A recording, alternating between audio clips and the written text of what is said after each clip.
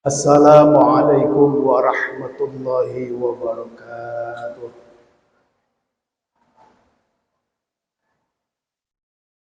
Kok lemes gitu?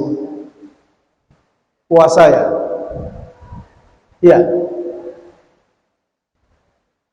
Malah yang sebelah kanan orang ono suarane blas. Assalamualaikum warahmatullahi wabarakatuh.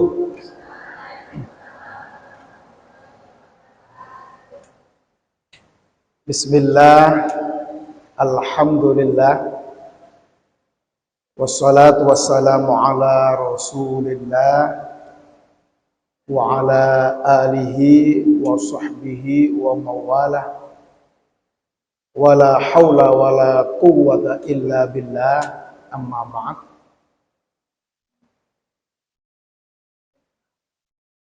Para calon-calon penghuni surga yang insya Allah selalu dirahmati oleh Allah Subhanahu wa Ta'ala, kita patut bersyukur. Alhamdulillah, sore ini meskipun dengan perjuangan yang luar biasa, kita bisa tetap hadir di Masjid Kampus Undip ini. Perjuangannya luar biasa karena apa? Hari-hari ini curah hujan luar biasa. Banyak tempat di Semarang ini yang tergenang banjir. Ya. Untuk bisa menuju masjid ini tentu kita harus berjuang melawan hujan. Tapi alhamdulillah kita tetap sampai di masjid ini karena apa? Karena pasti ada keyakinan bahwa yang kita tuju itu adalah sesuatu yang sangat penting terkait dengan kehidupan kita. Bro, seandainya majelis ini tidak engkau anggap sebagai majelis yang penting, kira-kira sore begini lebih asik kalau kita ke masjid atau lebih asik kalau kita mancal ke mall? Bro, jujur bro, kira-kira lebih asik mana? Sore seperti ini, hujan, hawanya dingin, itu biasanya kita kepengennya mager, ya enggak? Tetapi mengapa kita tetap berangkat ke masjid? Jawabannya karena ada keyakinan, ada keimanan, ada kepercayaan, ada value, ada tata nilai yang kita yakini di dalam hati kita bahwa sesungguhnya hadir ke masjid ini adalah sesuatu yang penting. Itulah sebabnya maka kita patut bersyukur. Alhamdulillah.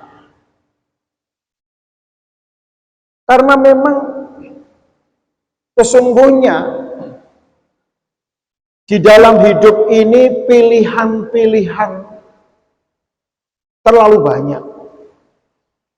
Jadi pilihan di dalam hidup kita itu sangat banyak. Sore-sore seperti ini apalagi hujan, pilihannya banyak. Pilihan bisa ini, bisa ini, bisa ini. Apalagi kalau mahasiswa, apalagi kalau mohon maaf ya, lagi dikejar deadline. Ya enggak? Tugas dosen bertumpuk, sementara waktu deadline semakin mendekat, wah, kita dihadapkan pada pilihan sulit. Apakah komitmen untuk hadir di majelis seperti ini tetap kita pegangi, atau kita skip dan kita abaikan untuk mencari alternatif lain? Iya enggak? Itulah sebabnya maka saya doakan semoga yang hadir di majelis ini selalu memperoleh karunia kesehatan. Amin. Amin. Ora pati amin nih. Gak pengen sehat tah? Gak bahaya tah? Saya doakan semoga yang hadir di majelis ini memperoleh karunia sehat. Amin.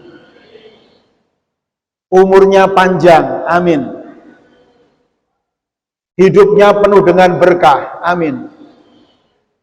Yang belum lulus dan saatnya harus lulus, semoga dimudahkan oleh Allah Subhanahu wa taala. Yang masih jomblo, semoga segera memperoleh calon suami dan calon istri yang soleh atau solehah. Yang sudah lulus masih galau karena belum memperoleh pekerjaan, semoga segera memperoleh pekerjaan yang terbaik. Amin. Allahumma amin. Karena komitmen dan kebaikan saudara-saudara terhadap apa yang sudah menjadi program di masjid kampus ini.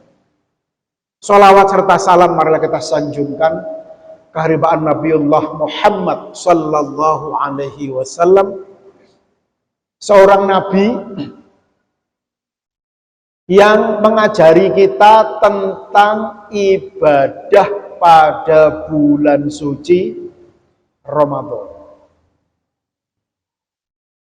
Mbak, seandainya tidak ada wahyu Allah yang disampaikan melalui perantaraan malaikat Jibril kepada Rasulullah Muhammad sallallahu alaihi wasallam tentang kewajiban puasa, kira-kira kita berada di sini apa enggak?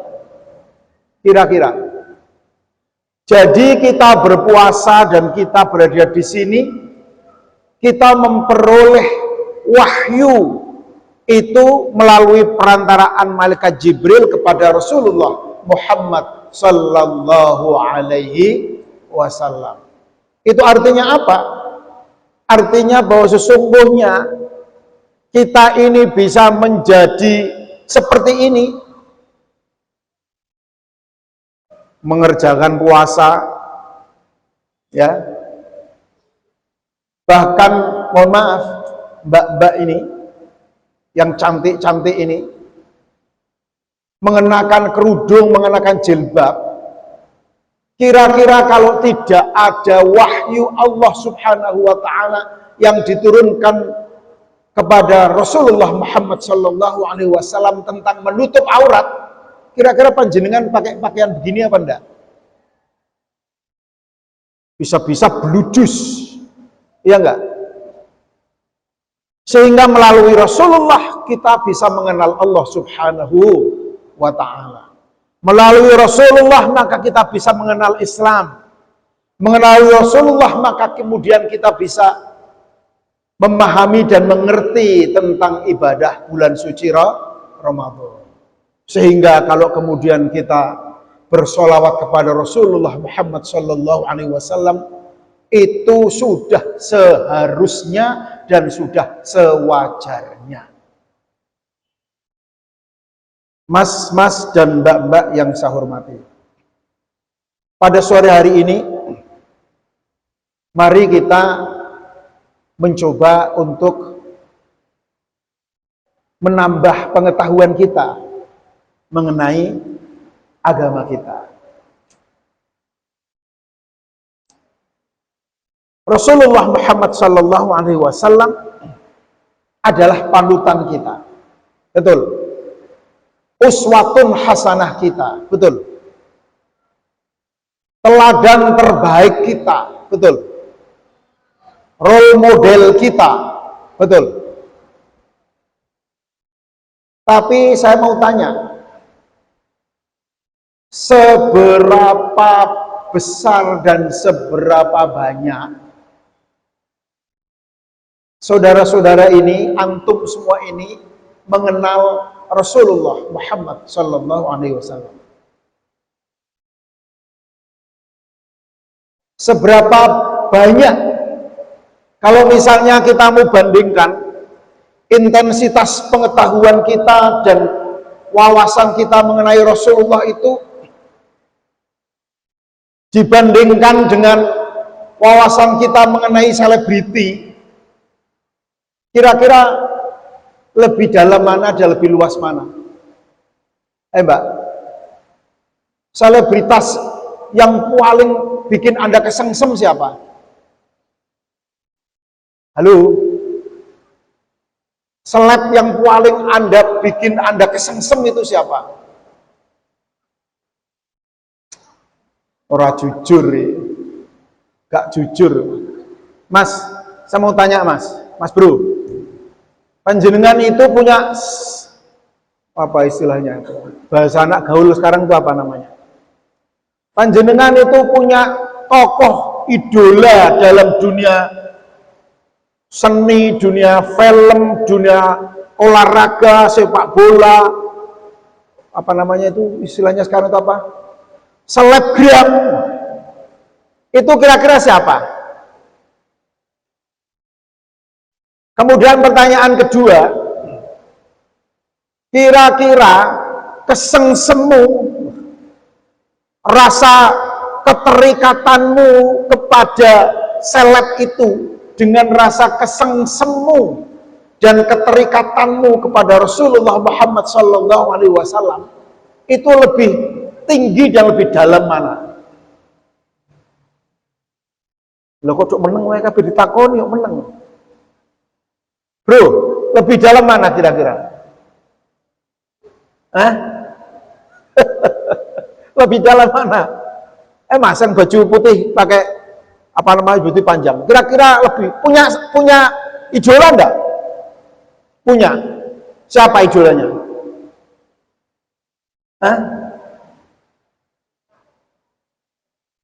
Siapa? Siapa mas? Rasulullah. Waduh, ini patut kita kasih tepuk tangan. Idolanya Rasulullah, Masya Allah, luar biasa. Kalau idolanya benar-benar Rasulullah, seberapa dalam Anda memahami dan ngerti Rasulullah tentang sirahnya, sejarah hidupnya, tentang ajaran-ajarannya. Yang itu berarti rasa cinta dan idola Anda kepada Rasulullah itu seharusnya membawa Anda kepada kepengen ngerti.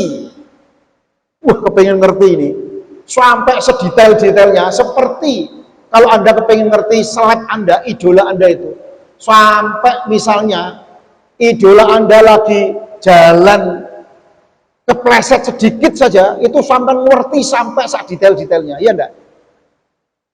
Idola Anda itu sekarang lagi ngapain, lagi belanja apa, lagi menggunakan pakaian apa, lagi fashion yang model apa, waduh, Masya Allah, dikuntit sampai sak dalam-dalamnya, sampai sehabis-habisnya, ya enggak? Sementara idola Anda yang bernama Muhammad Rasulullah Sallallahu Alaihi Wasallam, Anda belas orang pati mikir, ya enggak? Atau seandainya mikirmu tidak seintensif dan tidak sedalam mikirmu kepada idolamu. Padahal nih bro, mbak, ada suatu makalah yang sangat penting. Makalahnya bunyinya begini: ta'sillaha wa tad'i hubbahu Alaysa dzalika fil qiyasi syani'un. Wallahi law kana hubbuka shadiqan la ata'tahu. Li'annal muhibba liman yuhibbu muti'un. Mas, coba perhatikan ini makalah ini. Ta'sillaha wa tad'i hubbahu. Kamu membangkang, bermaksiat kepada Allah. Sementara kamu mengklaim, mengaku bahwa kamu mencintai Allah, mencintai Rasul, mencintai Nabi, mencintai Allah itu salah satunya adalah menjadikan Rasulullah sebagai role model, sebagai idola. Engkau bermaksiat kepada Allah, tapi bareng dengan itu engkau mengaku dan mengklaim bahwa dirimu mencintai Allah. Kalau mau diturunkan levelnya, hai mahasiswa Undip, engkau bermaksiat kepada Rasulullah Muhammad Sallallahu Alaihi Wasallam, sementara engkau mengklaim dan mendeklar, mengaku mengidolakan Rasulullah, mencintai Rasulullah. Alaysa dzalika fil qiyas syani'. Yang seperti ini apa ya kira-kira menurut logika normal, logika sehat, itu logik apa tidak? Loh, kalau zaman sekarang ini logis, nggak logis, itu biasanya ukurannya sangat berdekatan dengan logistik. Ya Mbak? Mbak, bagaimana mungkin kita itu bisa berpikir logis kalau tanpa logistik? Ya. Ya Mas. Bagaimana mungkin kita bisa berpikir logis tanpa logistik? Berarti untuk bisa berpikir logis itu butuh logistik.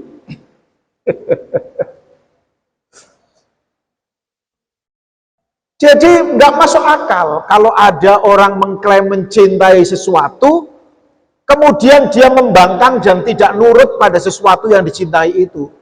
Waduh, yang namanya idola itu Mbak. Saya ini pernah muda. Waktu muda itu saya ya kayak begini-begini ini. Bahkan mungkin saya lebih ganteng. Mungkin. Tapi menurut istri saya paling ganteng. Dan yang namanya idola zaman saya itu, gerak-geriknya seperti apapun loh diikuti. Sampai pada level rambutnya kok gondrong idola. Aku malu gondrong bro. Begitu idolaku itu menggunakan jin bolong-bolong, aku melu. Kalau yang mbak-mbak itu idolanya juga diikuti juga? Enggak ya? Enggak. Tenang nih.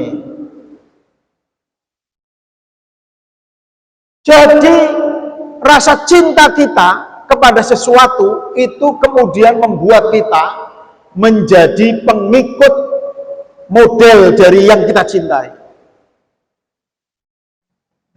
Man ahabba syai'an fahuwa abduh.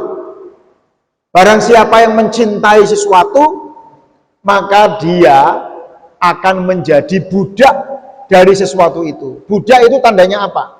Budak itu tandanya disuruh apa saja dia mau, dia ngikut. Itu namanya budak. Man ahabba syai'an fahuwa abduh. Barang siapa yang mencintai sesuatu, maka dia menjadi budak dari sesuatu itu. Dari sinilah maka lahir istilah penting dalam kamus mahasiswa, yakni bucin. Apa Mas? Bucin. Tahu bucin enggak? Bucin apa Mas? Waduh, ngerti jebule, tak kira nih aktivis masjid gak ngerti bucin, ngerti jebule. Bucin itu apa, Mbak? Budak cinta. Man ahabba syai'an fahuwa abduh. Barang siapa yang mencintai sesuatu, maka dia menjadi budak dari sesuatu itu. Wah, kalau nggak percaya, Mbak, kalau nggak percaya ini, kalau Mas Iwan lagi demen sama Mbak Tuti, ya, begitu Mbak Tuti minta Mas Iwan, tolong dong antar daku ke matahari itu. Meskipun Mas Iwan itu sebelumnya tadi habis ngeluh sama temennya, waduh, kuliah mulai dari pagi sampai siang sampai sore, sehari ini full kuliah, Masya Allah, lungkrah semua badan terasa nggak karuan, kepingin sekali aku segera mempertemukan punggungku dengan dipan, mempertemukan punggung dengan dipan, dengan kasur, itu berarti sudah loyo, ya enggak? Tapi pada saat Mas Iwan itu mendengar suara Mbak Tuti, tolongin dong anterin ke matahari, aku lagi ada perlu. Coba, yang semua kelihatan loyo itu langsung berdiri tegak loh. Langsung berdiri tegak, langsung bilang begini, masa nggak mampu, kan begitu. Ya enggak? Langsung jawab, apalagi cuma nganter dirimu ke matahari, ke bulan sekalipun tak anter. Apalagi kalau ke matahari menyeberangi Kali Garang, California pun aku antar. Itulah kekuatan cinta, the power of love. Kekuatan cinta. Itulah sebabnya maka yang masuk akal itu, kalau kita mendeklar, kalau kita itu mengklaim bahwa kita mencintai sesuatu, maka kita menjadi pengikut dan penurut terhadap sesuatu yang kita cintai itu. Kita menjadi bucin. Dalam konteks agama kita, kecintaan kita kepada Allah Subhanahu wa Ta'ala, kecintaan kita kepada Rasulullah Muhammad Sallallahu Alaihi Wasallam, itu kita buktikan dengan kita memiliki komitmen dan berusaha mengikuti apa yang dimau oleh Allah Subhanahu wa Ta'ala dan apa yang dimau oleh Rasulullah Muhammad Sallallahu Alaihi Wasallam. Dalam makalah itu lanjutannya, wallahi law kana hubbuka shadiqan la ata'tahu li'annal muhibba liman yuhibbu muti'un. Wallahi demi Allah, law kana hubbuka shadiqan la ata'tahu. Jika memang cintamu itu betul-betul cinta sejati, la ata'tahu, maka kamu pasti akan taat kepadanya. Mengapa? Karena menurut logika yang normal, li'annal muhibba liman yuhibbu muti'un. Karena sesungguhnya para pecinta, lover, para pecinta itu terhadap yang dicintai itu sesungguhnya harus taat. Jadi Mbak Tuti, halo Mbak Tut, kalau ada seseorang yang mendeklar I love you, kok kemudian dia begitu kita pengen begini, enggak, pengen begitu, enggak, pengen begini, enggak, pengen begitu, enggak, menurut logika, maka cintanya betul-betul harus dipertanyakan. Karena cinta itu menurut logikanya membuat seseorang menjadi ikut dan tunduk dan patuh. Cinta kita di dalam agama juga sama. Saya yakin seyakin-yakinnya, repotnya luar biasa untuk berpuasa. Halo, Mbak, puasa itu ringan apa berat? Ringan. Tenane. Tidak makan dari terbit fajar sampai tenggelamnya matahari itu ringan. Nah, acara aku jujur wae, poso itu berat, Bro. Poso itu berat. Bahkan kalau panjenengan itu wawancara kepada para mu'alaf, orang-orang yang masuk Islam, atau wawancara kepada orang-orang yang tertarik kepada Islam dan kemudian belum menyatakan keislamannya, salah satu yang dibayangkan itu ya, wah, ning Islam itu ada puasa, yakni tidak makan, tidak minum, mulai dari terbit fajar sampai tenggelamnya matahari. Itu dalam bayangan. Wah, tak terbayangkan loh Pak, Mbak. Iya enggak? Nah, panjenengan udah terlatih puasa sejak kecil ya. Mungkin begini sudah dewasa ini puasa sudah biasa saja, ya enggak? Tapi sebenarnya puasa itu berat. Berat apa berat? Berat apa berat? Saya ini pilih ini tak gawe loro, berat apa berat? Berat menurut saya. Cuman persoalannya, mengapa itu menjadi mudah kita lakukan, menjadi ringan kita lakukan? Karena ada sesuatu di sini. Jadi yang bikin ringan itu di sini. Yang ringan tuh di sini, yang ringan tuh di sini. Ya enggak? Yang bikin ringan di sini. Mas, jenengan tahu enggak? Kalau jenengan itu cuman mahasiswa begini, apalagi ini musimnya, mohon maaf ya, adem. Puasa enggak haus sama sekali, ya enggak? Ini puasa penuh berkah nih tahun ini. Puasa adem itu puasa enggak haus.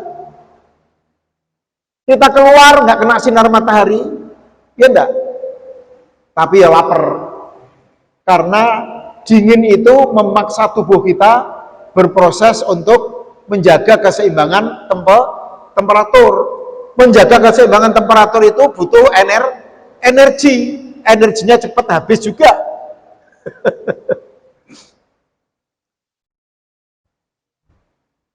Anda coba bayangkan, kalau mahasiswa itu mudah. Begitu kita sudah mulai menurun grafiknya, energinya, kita bisa mager di rumah.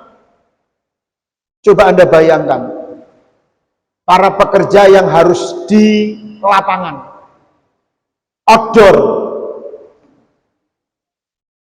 betapa panasnya, betapa puasa itu adalah sesuatu yang sangat berat. Tapi mereka tetap puasa. Di kampung saya itu, desa, para petani itu kalau musim panen kok pas puasa, mereka tetap ke sawah untuk memanen tanamannya, memanen padinya. Dan mohon maaf, mereka itu ada yang ngedos, gebuk, ani-ani zaman dulu. Sampean mesti gak kenal diksi ani-ani. Tidak masuk dalam kamus kehidupan saudara-saudara. Tahu ani-ani enggak? Tahu, berarti sampean desa. Desa, padha karo aku. Ani-ani, gebuk, ngedos, ya. Dan dalam keadaan seperti itu, beratnya seperti itu, mereka tetap berpuasa. Pertanyaannya adalah, apa yang membuat mereka tetap berpuasa? Karena ada keimanan di dalam dada. Sementara ada orang-orang yang santai, kerjanya di ruang ber-AC, ya enggak? Belas gak metu keringete. tapi mereka merasa berat melaksanakan ibadah puasa. Karena apa? Berat atau ringan itu ada di sini. Itulah sebabnya maka kita patut untuk bersyukur alhamdulillah karena kita ditakdirkan oleh Allah Subhanahu wa taala menjadi pribadi-pribadi muslim yang memiliki nilai yang kuat di dalam dada kita bahwa sesungguhnya puasa itu adalah kewajiban dari Allah Subhanahu wa taala, Tuhan yang sangat kita cintai. Perintah yang disampaikan oleh Rasulullah Muhammad sallallahu alaihi wasallam, seorang manusia paling mulia yang sangat kita cintai, maka kemudian kita tunduk, patuh dan taat untuk melaksanakan ibadah puasa itu meskipun berat. Dan itulah yang sesungguhnya yang membedakan orang yang beriman dan orang yang tidak beriman.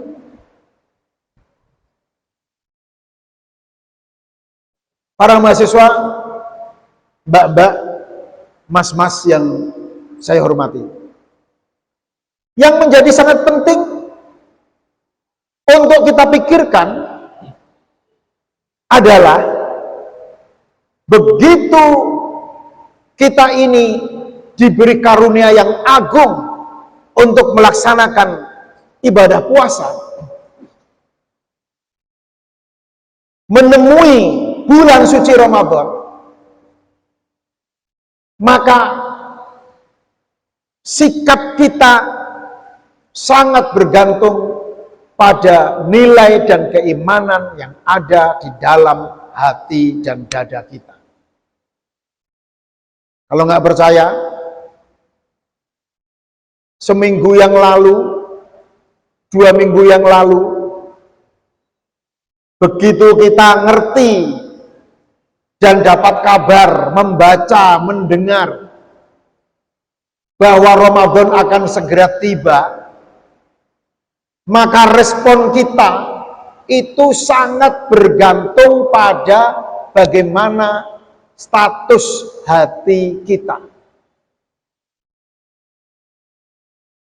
Ada yang begitu mendengar Ramadan akan segera tiba, responnya apa coba?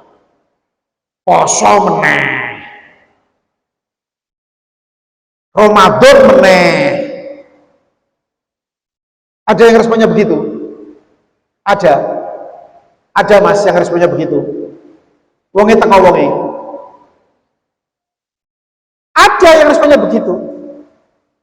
Begitu Ramadan tiba, itu suasana hati itu bukan suasana hati yang farhatan, suasana hati yang gembira, suasana hati yang welcome, tidak, tapi suasana hati yang galau, males, sedih, nggak seneng. Dan itu semuanya juga sangat bergantung pada apa yang kita yakini di dalam hati kita. Itulah sebabnya maka Rasulullah Muhammad SAW itu bersabda, man fariha bidukhuli Ramadan haramallahu jasadahu 'alan niran. Barang siapa yang merasa bergembira, merasa farhatan, merasa welcome dengan hadirnya bulan suci Ramadan, haramallahu jasadahu 'alan niran, maka Allah mengharamkan jasad atau tubuh orang itu untuk disentuh api neraka. Ini luar biasa. Nah, supaya kita ini betul-betul memiliki daya dukung yang kuat terkait dengan tata nilai yang ada dalam dada dan hati kita, yang ada dalam jiwa kita terkait dengan puasa itu, maka hal berikutnya yang sangat penting yang kita harus lakukan adalah berusaha memahami,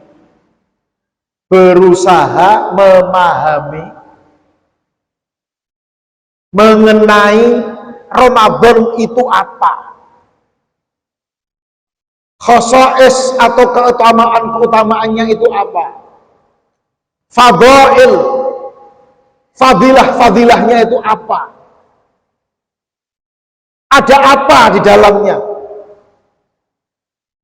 Dengan cara apa?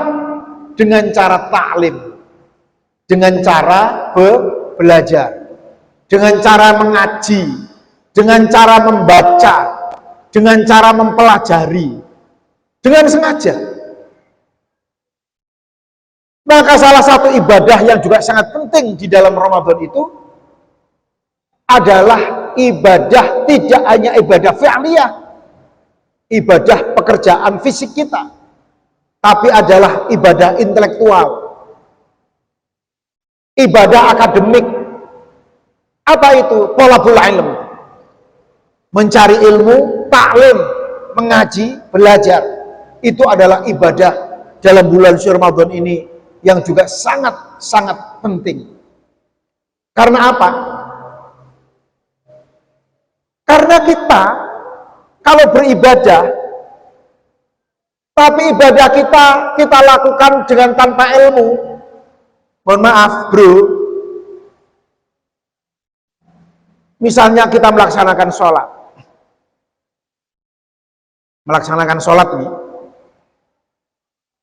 kita sudah ngerti bahwa sholat itu harus berwudu terlebih dahulu, karena sholat itu harus suci dari hadas, baik hadas besar maupun hadas kecil. Hadas besar itu disucikan dengan mandi besar, mandi junub. Hadas kecil disucikan dengan berwudu. Saya pernah diceritai sama kiai saya, ada orang itu lagi tur ini ziarah apa namanya, wisata religi lah, lagi wisata religi. Begitu teman-temannya itu masuk rest area, satu bus, di dalam bus itu kemudian kan mesti pertama yang Anda cari ketika masuk di rest area apa? Apa yang Anda cari? Umumnya toilet, ya enggak? Maka kemudian menuju ke toilet beramai-ramai. Disampaikan, setelah ini kita nanti akan sholat berjamaah. Maka kemudian di samping ke toilet juga ke tempat wudhu. Orang sudah pada masuk ke masjid semua. Ada satu orang yang nggak masuk masjidnya, lama, ditunggu. Kemudian setelah ditunggu dia datang, ditanya, Mbak, lo kok lama sekali udah ditunggu nggak datang-datang? Jawabnya apa coba? Ini tadi saya wudhunya 10 kali. Wudhunya 10 kali. Ditanya, loh, ngapain wudhu 10 kali? Untuk deposit. Tak simpan, Pak. Lah maksudnya gimana? Ini kan di perjalanan, Pak. Nanti kalau saya itu wudhu 10 kali, tak deposit, tak simpan, nanti kalau saya batal, saya masih punya 9, Pak. Lalu rumah samu wudhu kayak banget duit, Pak. Nah, kayak gini ini, itu adalah ibadah yang tidak disertai dengan ilmu. Maka ada suatu syair yang juga keren syair ini. Wa kullu man bi ghairi ilmin ya'malu a'maluhu mardudatun la tuqbalu. Dan siapa yang melakukan amal ibadah tanpa disertai dengan ilmunya, maka amal-amal ibadahnya itu mardudatun la tuqbalu. Amal-amal ibadahnya itu bisa tertolak dan tidak diterima oleh Allah Subhanahu wa taala. Mengapa? Karena boleh jadi tidak bisa memenuhi syarat rukunnya ibadah. Mas, itulah sebabnya maka yang namanya taklim, ngaji, itu urusan ibadah, terutama ibadah-ibadah dasar, itu menjadi sangat penting. Loh Mas, saya ini udah mahasiswa ya, kelihatan wagu ngisi-ngisini ya, mosok wis tuwane kaya ngene agek arep sinau agama. Lu ndak masalah. Ndak masalah. Kepada siapa belajarnya? Kepada siapa saja, yang penting Anda tahu bahwa dia memiliki ilmu yang otoritatif terkait dengan agama. Jangan sembarangan belajar ilmu agama. Ojo mbok terus orangnya itu punya situs agama karena selebriti, kemudian sampai kesengsem dengannya sampai sak ngilmu agamanya, padahal dia tidak qualified, tidak otoritatif bicara soal agama, itu juga bahaya.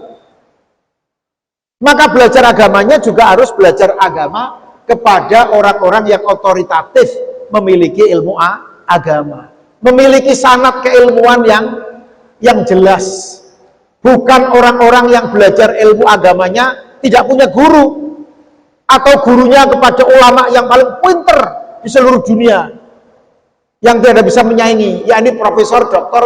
Kiai Haji Muhammad Google. Kalau kepada Google tidak jelas itu gurunya siapa, maka boleh saja Anda menggunakan media sosial untuk belajar agama, tapi Anda harus selektif dan memilih kepada narasumber, kepada ustadz, kepada kiai, kepada ulama yang memang otoritatif. Anda ngerti persis dia dulu belajar agamanya kepada siapa, gurunya siapa, guru dari gurunya itu siapa, sampai kemudian kalau bisa dia memiliki sanad keilmuan sampai Rasulullah Muhammad Shallallahu Alaihi Wasallam. Ini penting.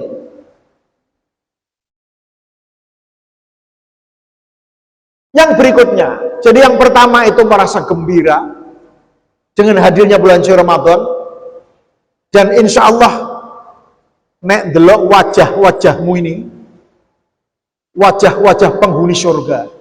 Amin Allahumma.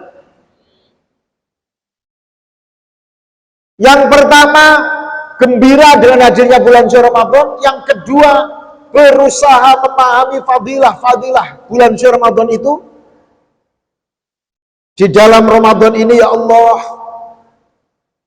betapa kita dikaruniai fadilah berkah yang luar biasa. Ramadan itu adalah bulan penuh dengan keagungan, bulan maghfirah, di mana pintu-pintu taubat, pintu-pintu ampunan dibuka luas oleh Allah Subhanahu wa taala. Dan yang ketiga, tentu kita harus berusaha semaksimal mungkin untuk mengejar, kalau perlu agak sedikit ngotot, supaya memperoleh fadilah bulan suci Ramadan itu. Karena apa? Kita diberi fasilitas yang istimewa, tapi kalau kemudian kita tidak gunakan, ya kan kita nggak dapat apa-apa. Ya enggak? Maka kita harus berusaha. Gimana caranya? Ya kita harus berusaha memanfaatkan semaksimal mungkin Ramadan ini. Yang biasanya tidak pernah sholat malam babar blas, maka pada saat sahur, Mbak, sis, bro, pada saat sahur jangan hanya mau sahur tok, gunakan untuk sholat malam, qiyamul lail, meskipun Sambil ngantuk-ngantuk sedikit tidak apa-apa, yang penting lakukan itu agak ngotot untuk sholat malam, qiyamul lail. Meskipun hanya 2 rakaat, beristighfar, melakukan muhasabah, melakukan perenungan. Kalau biasanya orang pati ajek baca Quran, bulan suci Ramadan ini gunakan waktu-waktu yang lebih untuk membaca Al-Quran. Yang biasanya tidak belajar agama, gunakan untuk mempelajari, baca situs-situs agama yang kredibel. Yang biasanya orang pati nyah-nyoh, pelitnya minta ampun, cetil, mepitil, buakhil, geraji menir. Ya di bulan suci Ramadan ini kita mencoba berusaha agak ngotot untuk agak lomo. Kita sisihkan apa yang kita miliki sesuai dengan kadar kemampuan kita masing-masing untuk berinfak, bersedekah, dan seterusnya dan seterusnya.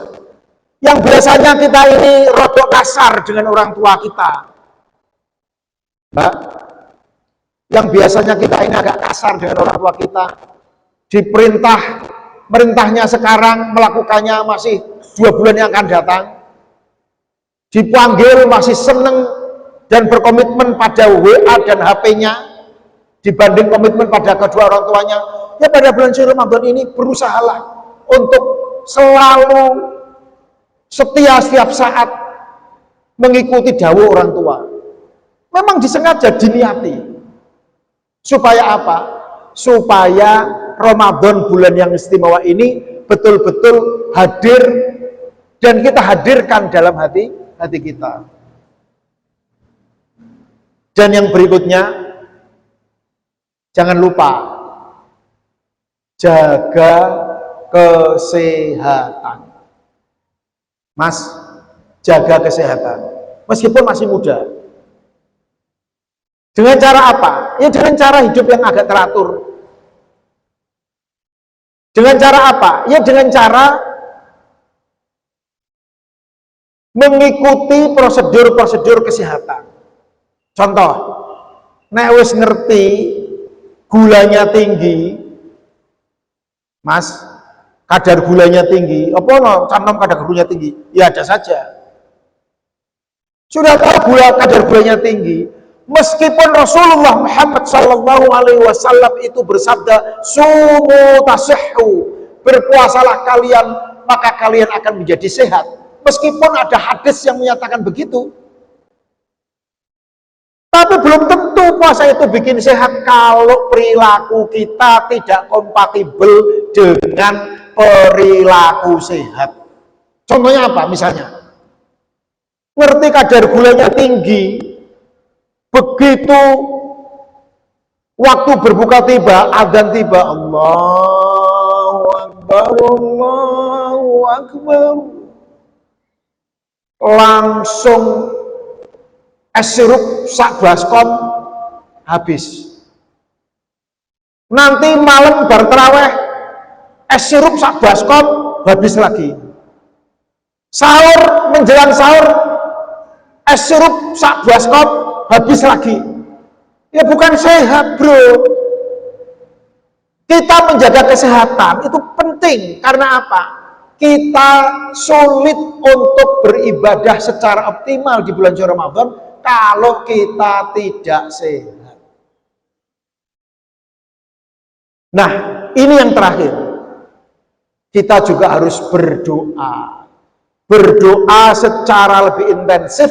Semoga Allah Subhanahu wa Ta'ala menjadikan kita ini sebagai hamba Allah yang mudah untuk menerima perintah agama, menjauhi larangan-larangan agama, sehingga kita bisa betul-betul menjadi pribadi yang muttaqin, pribadi yang beriman, pribadi yang bertakwa. Amin. Allahumma amin.